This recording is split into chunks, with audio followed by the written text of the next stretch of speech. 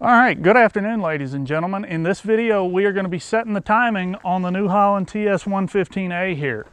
Now, those of you that haven't been following along, long story short, I had to have the injection pump on this tractor rebuilt, and after doing that, the timing has to be set.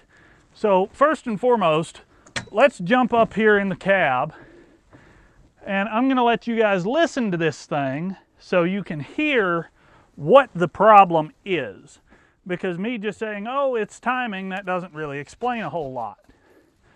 While I'm digging for the key, this is the injection pump, this new looking thing here.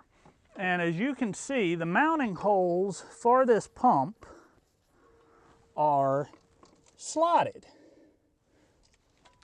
And because they're slotted, this pump can be adjusted and rotated, and when you rotate that pump, it changes when the valves in that pump open and operate and do what they're supposed to do, and it changes the exact time that fuel is injected into a specific cylinder.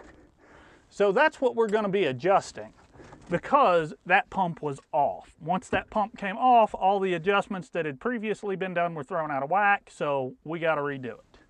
But let's fire this thing up.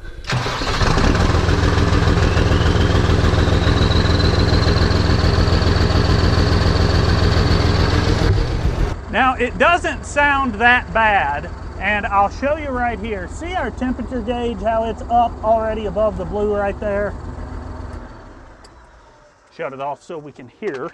I have already had this tractor out this afternoon and running to get it warmed up and to get the front end loader off of it, because with that loader, it's very, very difficult to get in here, because there are 3 different ways you can set the timing on one of these engines depending on the tools you have available and exactly when you're trying to set the timing in relation to other repairs. Now, in a perfect world, if we were starting from scratch, we would come around here like I did in the injection pump removal video that I will link you to over here in the corner. But we'd come over here and remove this starter. And when we remove this starter, there is a hole in the casting of the engine that you can't see with the starter in place. And there is a corresponding notch in the flywheel. What we would do is line that hole up with that flywheel notch and insert a special pin to hold it in place.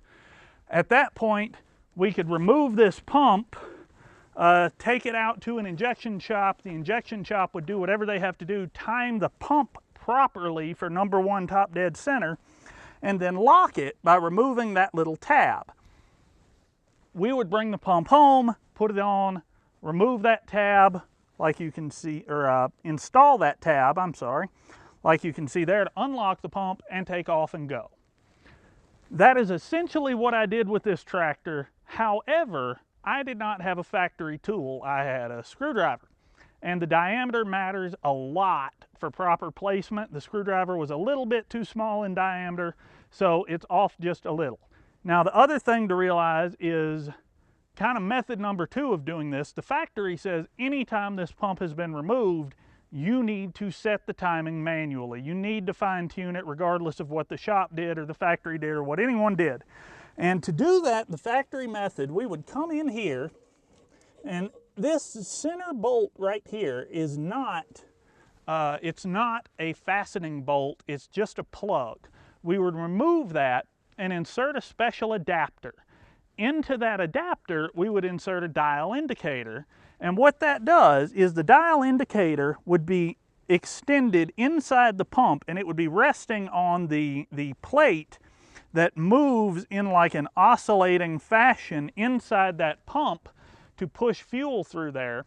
And we would roll the engine backwards until the dial indicator bottomed out, and then roll it forward until it met the proper spec, which on this engine, I think is like 1.4, 1.5 millimeters. I'll look in the manual and I will put that down in the bottom here somewhere for the proper spec for this engine, but that varies by every engine and it varies by every manufacturer, so you do need a shop manual to get that correct for your tractor. All right, so we are going to be adjusting this one the 3rd way, which is just kind of crude, kind of basic, but it works. We're not using any special tools. What we're doing is, because this tractor runs, and it runs reasonably well at this point, it's a lot worse when cold, but because it does run and it does function, I'm going to come in here and I'm going to mark the pump.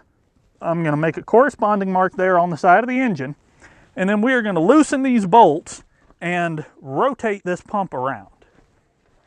And we're going to turn it a little bit, lock it back down, and then start the tractor to see what kind of difference that made. I'm just grabbing some sockets while we talk here, and then we will get right into this. The reason I'm doing it that way is because, one, I don't want to pull that starter back off to go through the starter process of using the factory tool. And even if I were to do that, I would have to pull this pump back off and take it somewhere to have it reset to exact number 1. And I don't want to do that either.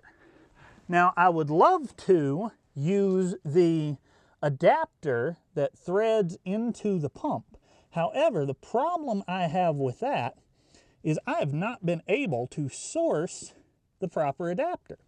I have found adapters that will fit this pump. However, none of those adapters work correctly with any of the dial indicators that I have tried. So I don't know exactly what the deal is there, but because I'm tired of messing around and trying to order the right adapter, we're just going to do it by feel. So you can see right there, I've got my little scratch mark in the paint that corresponds to that center groove right there in the pump. And now I just need to loosen this bottom bolt, and then we are going to rotate this pump ever so slightly and ever so gently, and then we are going to lock it back down and see what difference that made.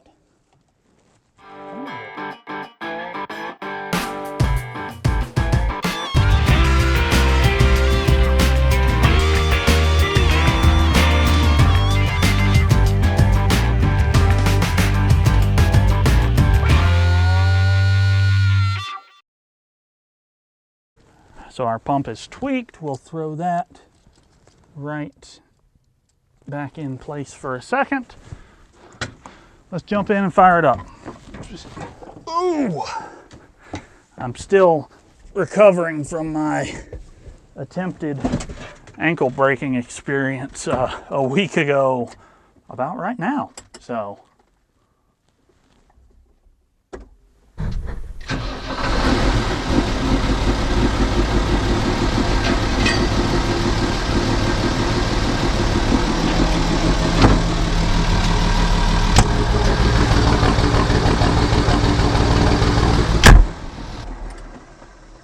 small change. Let's tweak it a little more.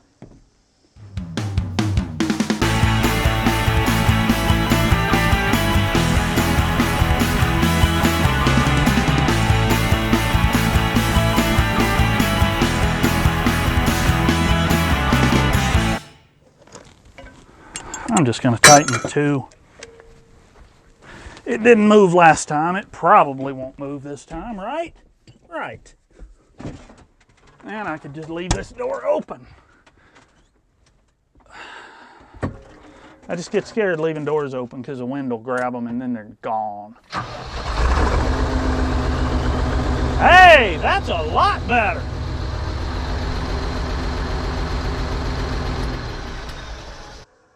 Let's try that one more time. Let everything settle down.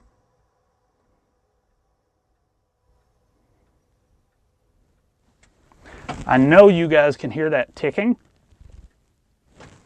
I gotta find that. I don't know what it is either. A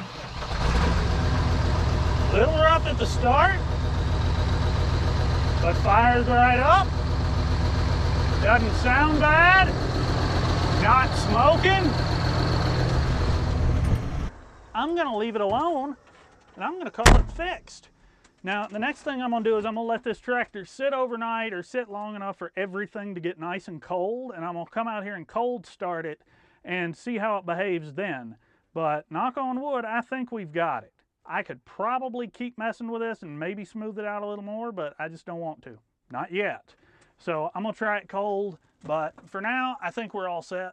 So thanks for watching, and more later.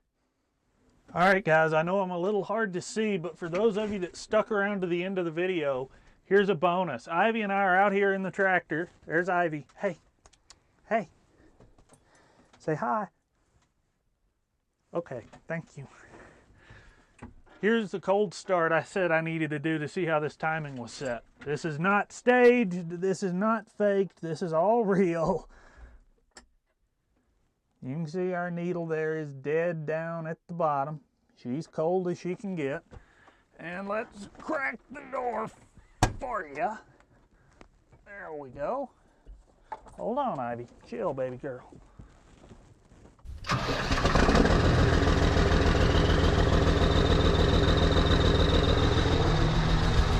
That is a really nice cold start.